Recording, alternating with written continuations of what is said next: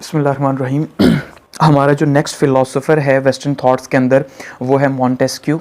और क्विकली जो है इसका रिव्यू लेते हैं, उसके पॉलिटिकल थॉट्स देखते हैं। सबसे पहली बात तो ये है, जो मॉन्टेस्क्यू साहब थे इनका ताल्लुक़ जो था वो फ्रांस से था। ठीक है, ये एक फ़्रेंच यानी फ़िलासफ़र थे और एक बहुत बड़ा और एक अजीम फ़िलासफ़र माना जाता है इनको। और इस बंदे का जो ताल्लुक़ है वो एक अमीर फैमिली से था, यानी जो ख़ानदान था, जो रिश्तेदार थे वो जो है वो काफ़ी खाते पीते घराने से ताल्लुक़ रखते थे और अच्छी फैमिली यानी थी इनकी। लेक्चरार की हैसियत से अपनी ज़िंदगी का आगाज़ किया मॉन्टेस्क्यू ने, और पार्लियामेंट का जो सदर है वो भी रहा तकरीबन 16 साल। ठीक है, और उसके बाद जो है सबसे इम्पॉर्टेंट जो माना जाता है मॉन्टेस्क्यू को, वो माना जाता है दो हवाले से। एक तो इनकी सेपरेशन ऑफ पावर की थ्योरी, यानी कि जो इन्होंने ये जो दुनिया में आज हम देखते हैं पॉलिटिकल सिस्टम के अंदर कि भाई जो सेपरेशन ऑफ पावर है कि 3 अलग अलग तरह से जो है वो हुकूमत चलती है, कहीं पे एग्जीक्यूटिव अलग है, लेजिस्लेटिव अलग है और जुडिशरी अलग है, तीनों एक दूसरे का चेक एंड बैलेंस भी कर रहे हैं और सेपरेटली जो है वो स्टेट को रन कर रहे हैं। ये कॉन्सेप्ट जो है माना जाता है कि मॉन्टेस्क्यू ने इस पर काफ़ी एम्फेसाइज किया और काफ़ी ज़्यादा जोर दिया। इसके अलावा दूसरी जो सबसे इंपॉर्टेंट चीज़ थी वो थी जी स्टेट ऑफ नेचर के ऊपर काफ़ी ज़्यादा इन लॉज के ऊपर बात की गई। अच्छा, मॉन्टेस्क्यू का क्या मानना था पॉलिटिकल फिलॉसफी के अंदर कि भाई जब इंसान स्टेट ऑफ नेचर के अंदर था, हर एक ने स्टेट ऑफ नेचर की बात की है, तो स्टेट ऑफ नेचर के अंदर इंसान बुज़दिल था। ठीक है, जैसे अब कुछ फिलोसोफर्स ने कहा वहाँ पे बड़ा जालिम था, बड़ा जो है ना तगड़ा था, लेकिन मॉन्टेस्क्यू क्या मानते हैं कि भाई इंसान स्टेट ऑफ नेचर के अंदर बहुत ज़्यादा बुज़दिल था और हर कमज़ोर ताकतवर से छुपता फिरता। फिर अचानक से इनको ख्याल आया, और ख्याल क्या आया कि यार हम कब तक यूँ रहेंगे, ये तो कोई ज़िंदगी नहीं, अगर ज़िंदगी जीनी है, खुल के जीनी है, तो फिर उसके लिए जो है हमें एक दूसरे से ताल्लुकात रखने पड़ेंगे। यानी जैसे अरिस्टोटल ने कहा कि भाई हम जो है वो सोशल एनिमल हैं, एक दूसरे पे डिपेंड करके ही जो है वो जी सकते हैं। तो इस बंदे ने फिर कहा कि जब उस स्टेट ऑफ नेचर में जब लोगों को एक दूसरे की ज़रूरत पड़ी, जब उन्होंने सोचा कि हम मिल के रहें तो हमारी ज़रूरतें पूरी हो सकती हैं, तो जब ये मिल के रहना शुरू हुए तो उस टाइम पर सोसाइटी बनी, और वो जो सोसाइटी बनी वहां पे लॉज बने, और जो लॉज थे वो लॉज ऑफ नेचर थे।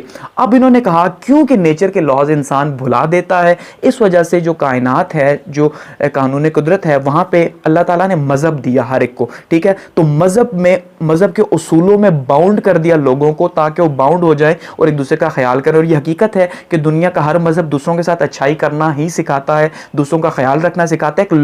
यानी एक लॉ का पूरा एक एथिकल सिस्टम है, कोई भी रिलीजन है दुनिया का। तो इनका ये मानना है मॉन्टेस्क्यू साहब का कि जो रिलीजन है इसने फिर बहुत ज़्यादा इंपॉर्टेंट रोल प्ले किया इंसान को सिविलाइज करने में और पूरी की पूरी सोसाइटी को अपलिफ्ट करने में। तो ये वहाँ से यानी कि इसकी बुज़दिली ख़त्म हुई जब सोसाइटी बनी, वो जो स्टेट ऑफ नेचर थी तो वो आहिस्ता आहिस्ता चेंज होती गई। इस वजह से इन्होंने कहा भाई लॉज जो हैं वो हर एक के मुख्तलिफ हैं।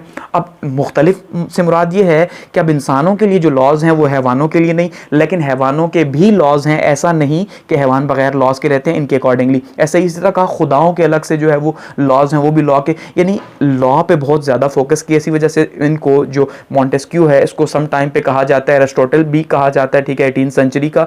उसकी वजह यही है कि कॉन्स्टिट्यूशन के ऊपर या लॉ के ऊपर बहुत ज़्यादा बात की इस बंदे ने कि भाई लॉ के बगैर जो है वो सर्वाइव नहीं किया जा सकता एक स्टेट के अंदर। इसी तरह से स्टेट को कहा कि अगर कोई छोटी स्टेट है तो उसके लिए जो है वो डेमोक्रेसी हो सकती है कि वहाँ पे जो है वो डेमोक्रेटिक तरीके से रहा जाए। अगर कुछ थोड़ी सी बड़ी स्टेट है यानी कि जो दरमियाने दर्जे की है तो वहाँ पे बादशाहत हो सकती है, और जो बहुत ज़्यादा बड़ी स्टेट है जहाँ पे लोग ज़्यादा हैं तो वहाँ पे जो है वो डिक्टेटरशिप होगी, वहाँ डंडे की हुकूमत होनी चाहिए, लोगों को कंट्रोल किया जाना चाहिए, क्योंकि लोग फिर जो है वो लॉ को ख़राब करेंगे। तो हमें दूसरों का ख्याल रखना चाहिए, उनके साथ मिल के रहना चाहिए।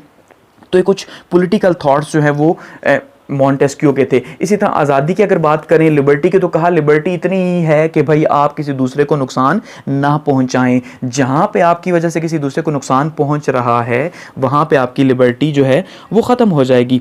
इसी तरह से कहा कि भाई जहां पे आबो हवा जो है वो यानी कि जो वेदर कंडीशंस हैं वो भी अफेक्ट करती हैं लोगों की तरक्की को, कि जो जहाँ पे वेदर अच्छा होता है वहाँ पे लोग ज़्यादा ग्रो करते हैं, जहाँ पे इतना अच्छा नहीं होता वहाँ पे इतना ज़्यादा ग्रोथ नहीं होती वहाँ पे सोसाइटी के अंदर या माशरे के अंदर। तो ये कुछ पॉलिटिकल थॉट्स जो थे वो बैरन डी मॉन्टेस्क्यू साहब के थे।